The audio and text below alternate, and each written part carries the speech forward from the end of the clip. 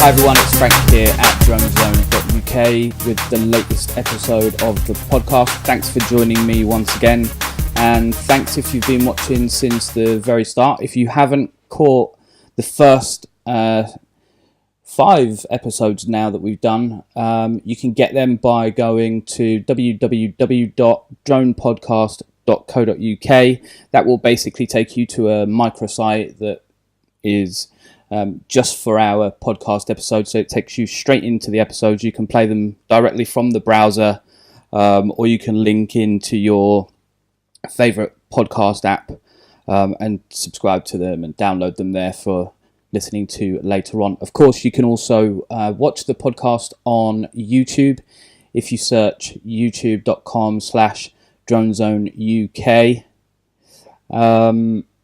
And, you know, obviously, as I always say, please do subscribe to our YouTube channel and like the videos if you do like them. And also, you know, leave your comments as often as you like. We appreciate getting feedback and comments, points of discussion. And that brings me to my first shout out, actually.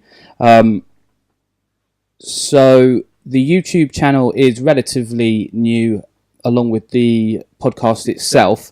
So we're still gaining traction there, but we've had a number of interactions with our audience, and one of the main interactions has been from Ben Omensky, who basically commented on one of the videos that we had put up. It was regarding the DJI Matrice 200 and the failures that have been going on with that particular unit in recent weeks. So there's a couple of batteries that basically require a firmware update. If you don't update the firmware, these drones have literally been dropping out of the sky.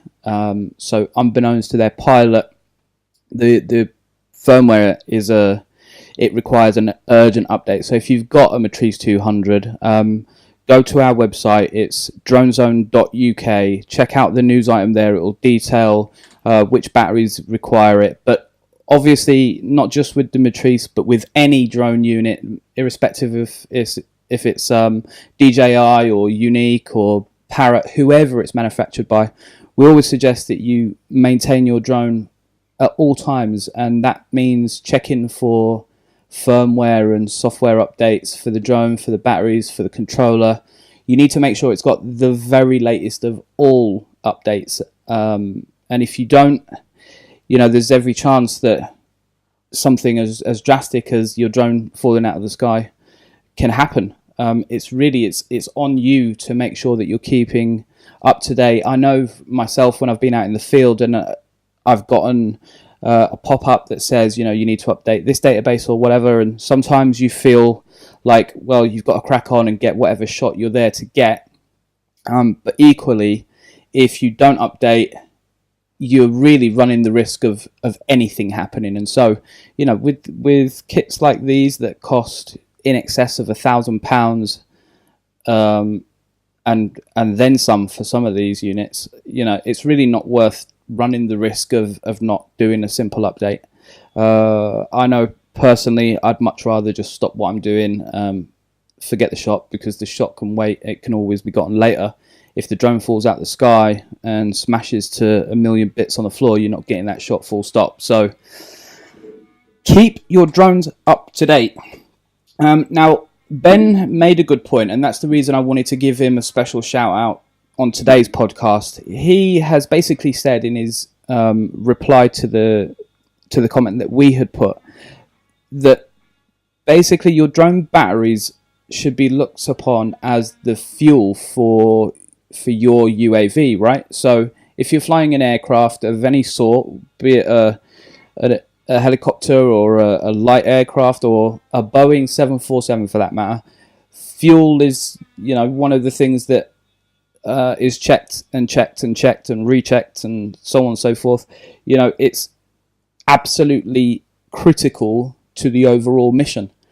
Batteries, just because, you know, in drones they're solid, they're lithium ion, they're still the fuel that runs the UAV. They're still, what keeps it in the air. And so we as drone pilots should be just as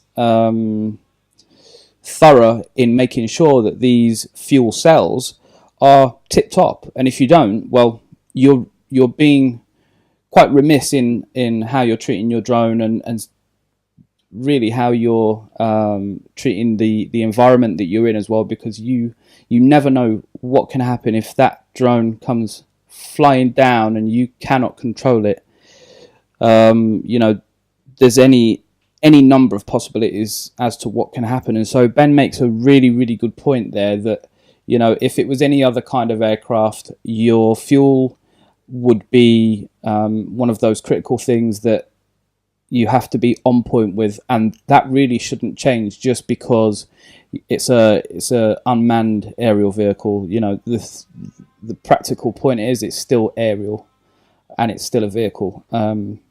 So yeah, I just wanted to raise that and just say, big shout out to Ben there for his comment on YouTube. Please do keep the comments coming as well. We really like feedback. We want to know that we're doing the right thing, going in the right direction, and making sure that we're delivering the right kind of content to the audience, and also that we're keeping engaged with you, and any feedback you can offer us by way of even if it's kind of critical,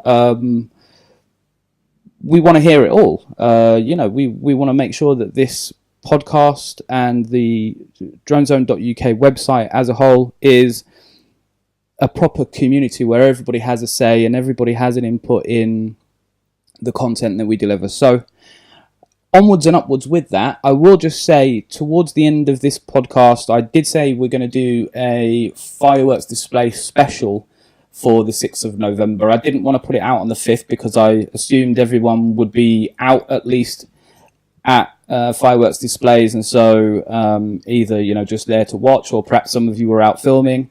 But the video reel we're going to show at the end of today's podcast is basically a fireworks display that we filmed last year in November 2017. And we filmed a couple of fireworks displays last year in various parts of Kent. The one we're going to show at the end of this episode is in Chislehurst in Kent.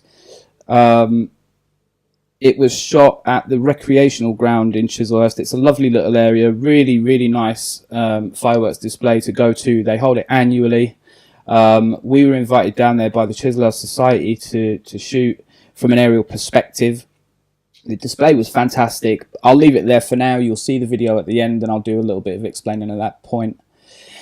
And I'm going to go back to our audience's input. So today, if you follow us on Instagram, you'll have seen that we shared a post which was basically we were looking for your questions to ask for today's podcast and for the podcasts throughout this week. And so we're going to run that kind of post maybe once or twice a week to get your questions, so that we can go away, find out the answers if we don't already know them, and make sure that we air them during the podcast. Anybody that posts a question to us on Instagram we'll also give a shout out to, obviously. So if you're not already following us, you can link up with us. We are at DroneZone UK, and on Twitter we're at DroneZone_UK. So we will post this kind of thing to Twitter as well in the future. Right now though, it's only on Instagram, so if you want to get involved, you're going to have to follow us there, or you can send your questions directly to podcast@dronezone.uk. So I'll go straight into the questions that have been asked of us today. The first one comes from Dr. Phantom, so that's Dr. Doctor dot full stop, that is Phantom, Phantom, and Dr. Phantom basically has asked, I think he's put, or she's put, P4P right arrow M2P. I'm assuming the question is, what's better, the Phantom 4 Pro or the Mavic 2 Pro? If you've listened to any of our podcasts, you will know I'm a bit of a phantom freak, so from a purely personal point of view, I would always probably choose a phantom type drone anyway, just because I believe them to be a little more robust and a lot easier to handle.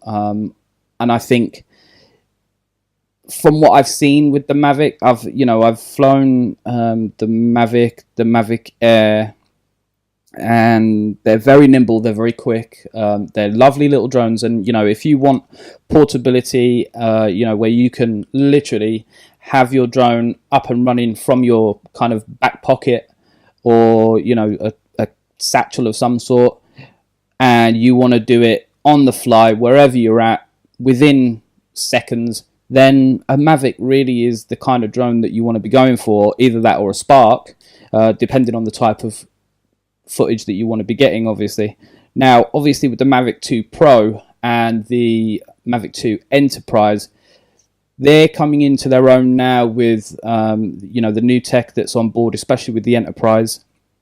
I won't go into that because that's not where the question is heading, but I'm talking literally from a personal point of view. I still prefer the Phantom because it does take a little longer to get into the air, because obviously you've got to stick the props on and get the drone set up. Obviously it comes in a bigger carry case as well, so you're going to be lugging around a rucksack or the actual flight case. So that is one or two downsides to it. But personally, purely from a piloting perspective, I much prefer to fly the Phantom range. So I'm going to go with the P4P there. Now, the next user is Aguila Drone, and Aguila Drone has actually posted two questions, so I will air them today. First and foremost, question number one is, what is your favorite flight mode? Now, I did have a fairly long think about this, but the first one that sprang to mind immediately, and which is probably the flight mode that I use more often than not, is point of interest.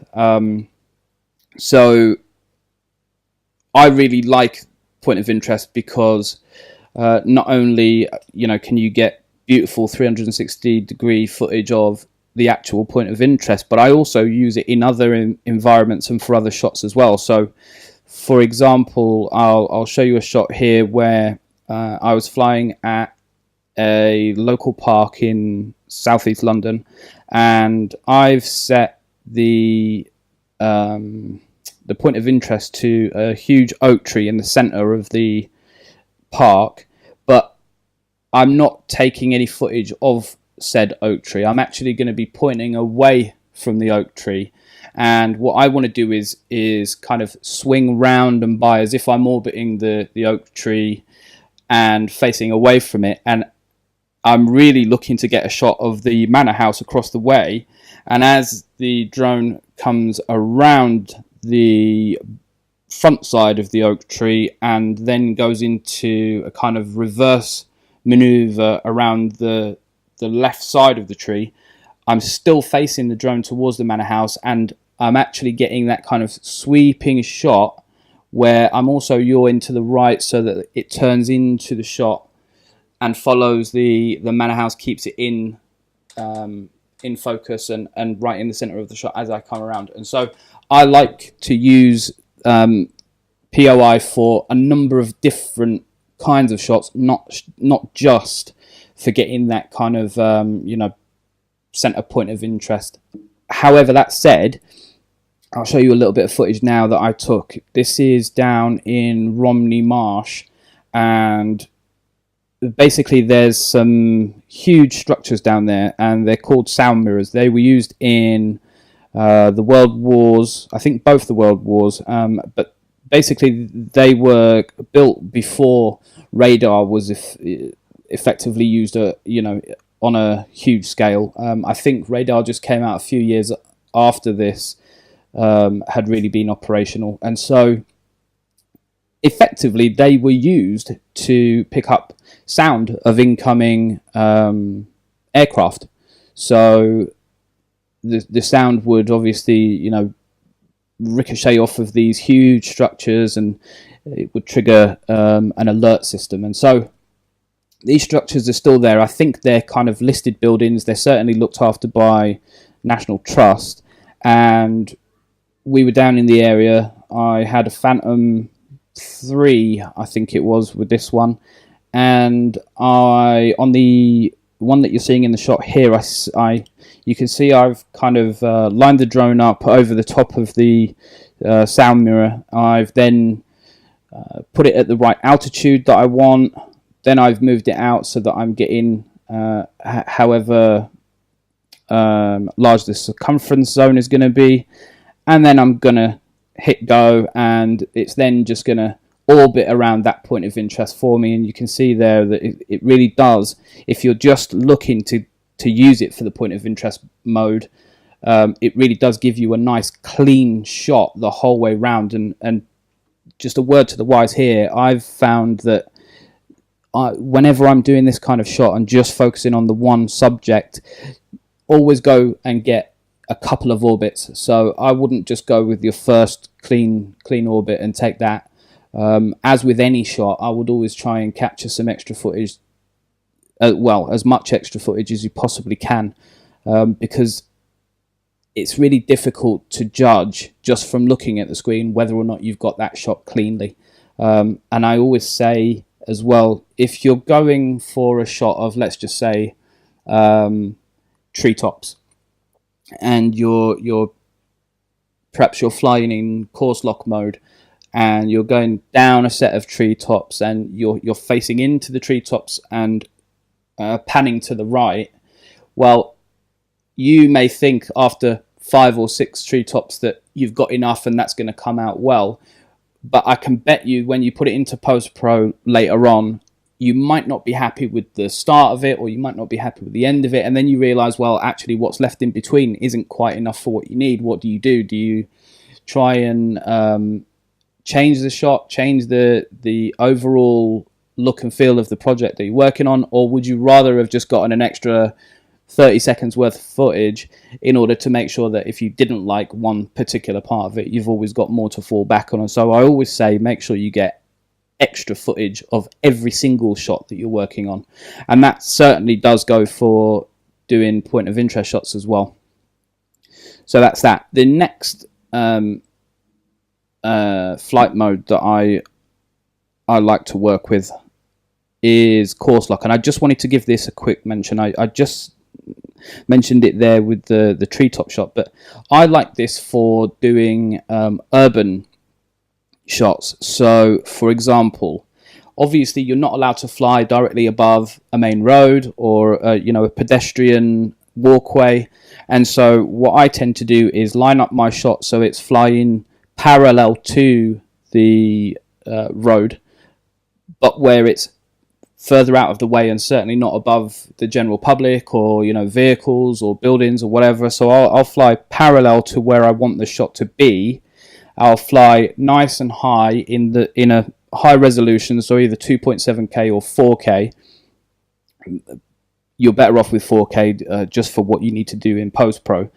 And then I will set the course lock so that it flies exactly in line with the parallel road or whatever the subject matter is, and fly, do the mission, go up and down a few times, make sure you're getting that extra footage.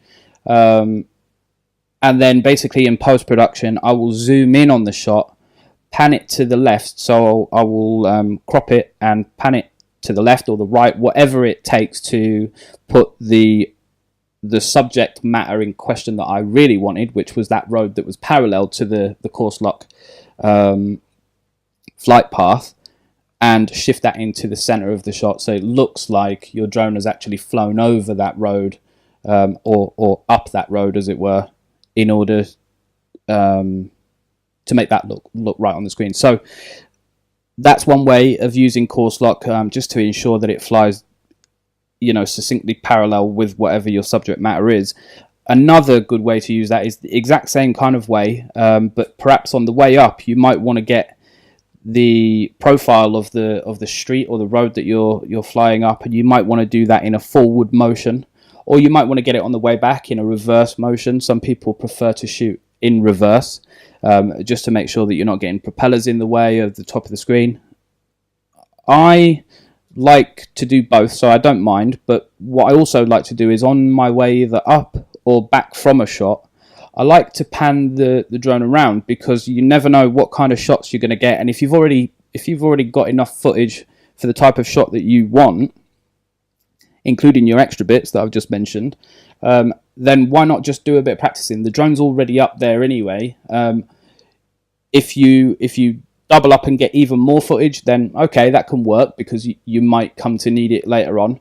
But what I tend to do is get extra footage anyway, and then whilst I've already got the drone up there, it's not wasting any battery by bringing it back. So why not try some different shots out? You never know what you might get. So I'll always keep it in course lock, and as I'm bringing it back, you're then kind of free to just move around the camera. You know that the drone is headed back to you no matter what you do, so you can literally then have full autonomy over the camera and where you're pointing it, in order to have a look around, see if there's any other nice shots in view, and failing that, you can always just slowly keep it in rotation as the drone flies back, and that can make for a real nice time lapse, which I'll show in a later episode when it comes to shooting techniques. That's another kind of way that you can use course lock, and that's the way that I use it sometimes as well. So hope I've answered that one in enough detail there. The next question is from Photo Drone Graphic. I will be putting the usernames up of each of these Instagram users that have posted the questions, so by all means go and have a look at their profiles, check out their content. I've done so earlier on, and I must say some of the shots that I've seen on everyone's profile that I've checked out has been phenomenal in one shape or form. There's different drones in use, there's different techniques in use, there's different subjects and landscapes that are being shot as well, and I've got to say, like, no matter what drones are being used, there's some people that have got a real good eye for a nice clean shot. I wouldn't call myself a photographer per se. I don't think I've got that kind of photographer's eye for an actual photo, so I prefer to stay more videographic than photographic. But there are some users that we follow on Instagram that clearly do have that kind of eye, and I'll be giving them shout outs as we go along as well. So yeah, keep that content coming as well. Now, Photo Drone Graphic, again from Instagram, says, which drone has the best camera? So I'm not really sure how to answer this one, because I'm not sure if you mean which drone as in the models of drone, or which drone as in the manufacturer. So I'm going to keep it fair, and I'm going to go for manufacturer, because I really think with the models of drone, it really depends on who you're talking to. If you're talking to a Hollywood film producer, they may well tell you a different drone to that of a wedding photographer. They may not. It may very well be the same one. But, you know, it depends on a few things. The budget that you're working towards and the kind of projects that you're working on, really. So I'm going to stick to answering it from a manufacturer's point of view. And I have to be a little bit biased again. Now, I have used various drones over the years. I've always reverted to using DJI, though. I'm a big fan of theirs. They're undeniably the pace setters in the drone industry, and so it kind of makes sense that they're going to be the go-to ones for anyone that wants a decent drone with a decent camera. You know it's going to be reliable, it's going to get you a nice clean shot, and like I said, it really depends on budget as well. So obviously the more you pay, the better it's going to be, but I would say hands down, whether you're entry level, you're kind of intermediate, or your prosumer professional kind of crossover, DJI is probably going to be your go-to drone. That said, some people will prefer the Mavic, whereas I obviously prefer the Phantom range, and some people will prefer the Inspire. Some people will prefer I'm sure even the Spark. But overall, I think DJI is probably the winner on that one. Now, the second question from Aguila Drone is probably my favourite question, actually. I love this one. Where in the world would you like to fly with your drone? I thought about this and thought about it and thought about it. And, you know, there's so many possibilities of places to go. And if anything, I'd probably kick myself for the places I've been and haven't taken the drone for one reason or another. So a quick couple of points here. I went to Morocco last November, I think it was, October and November, and decided it was best not to take the drone. So the laws and regulations in Morocco, if you didn't know, are really, really stringent, and there's a lot of horror stories of people arriving at the airport in Marrakesh and being or having their drones confiscated. Some have been able to pick the drone up when they've then left the country and come back to the airport. Some have actually found that when they've returned to the airport, the drone has either gone missing, or they were told at the beginning, because you've brought it in illegally, you're not getting it back, we've confiscated it, period. So if you are going to Morocco, check out the rules and regulations before you even think about taking your drone, because it really, really is very, very strict. The places that you're allowed to fly there are extremely limited. And I know that in order to fly, you've got to get all sorts of permits. You've got to get kind of certificate of approval for entering the country with your drone as well. I don't know the technicalities of it. I just knew that it was way too many hoops for me to warrant jumping through for the sake of a 5-day trip that we were there for, and it was more of a family thing anyway. So I just decided, no, it's not even worth it. So that's one place I wouldn't take it. That said, not too far from Morocco is probably one of my favourite places on the planet. I've never been there yet, but it's one that I've watched hundreds, if not thousands, of hours of documentaries and movies and whatever about, and that is Egypt and the pyramids there. I think probably Egypt and Machu Picchu or somewhere like that in South America are going to be my number one destination. So if I'd managed to get to Egypt with my drone, or like I said, Machu Picchu, or any Aztec Inca sites, or real old megalithic kind of sites, then I'll be a very happy man. Other than that, I was in Sardinia a couple of weeks ago, took the Phantom 4 there, got some fantastic footage. I'm not going to show any today because I am actually going to be collaborating with another Instagram connection of ours. I've mentioned him before, Jack. He goes by drone_ on Instagram. Check out his page as well. Now, he happens to have been in Sardinia not too long ago as well, so we're going to come together with our footage and kind of piece a storyboard together of the combined footage that we took whilst we were out there, and do a little special collaborating podcast for that. So watch out for that one. And that's it for the drone questions. If you want to get involved and ask a question, we'll be posting this again tomorrow, so make sure you follow us. It's at DroneZone UK. You can also send your questions directly to us at podcast@dronezone.uk. If you want to listen to the podcast, you can get to them through our website.